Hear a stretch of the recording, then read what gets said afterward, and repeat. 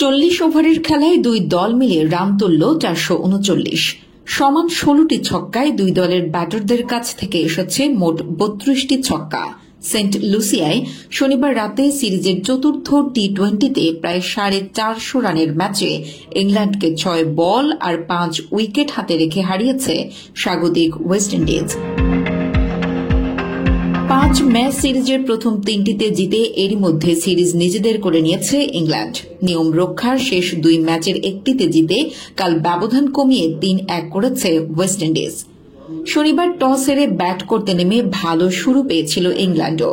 2 opener আগ্রাসী মেজাজে 5 ওভারের মধ্যে 50 পেরিয়ে যান। 12 বলে 25 করে আউট হন হ্যাক্স। এরপর জস বাটলারের সঙ্গে আরেকটি জুটি পান সল্ট। 35 বলে 55 করে সল্টের বিদায় ভাঙে 48 রানের ওই জুটি। বাটলারও কাজ অসমাপ্ত রেখেই বিদায় নেন 23 বলে 38 করে। পরে ইংল্যান্ডের রান বাড়ানোর নায়ক বেথেলের 32 বলে 4-5 ছক্কায় 62 করেন তিনি। আগে ব্যাট করে 218 রানের পুঁজি পেয়েছিল ইংলিশরা। বিশাল রান তাড়ায় নেমে লুইস হোপ আনেন দুরন্ত সূচনা।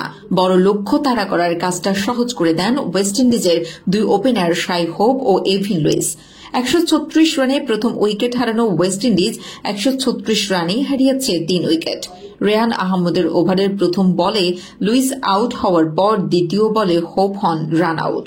ওভারের তৃতীয় বলে বোল্ড হন নিকোলাস পুরান। তাতে হয়ে যায় হ্যাট্রিক। যদিও সেটা বোলার রেহানের নয়, দলীয়। টানা 3 বলে 3 উইকেট হারানোর পরও রান তাড়া করতে খুব বেশি সমস্যা হয়নি ওয়েস্ট ইন্ডিজের। 23 বলে 38 রান করেন অধিনায়ক রোবম্যান পাওয়েল।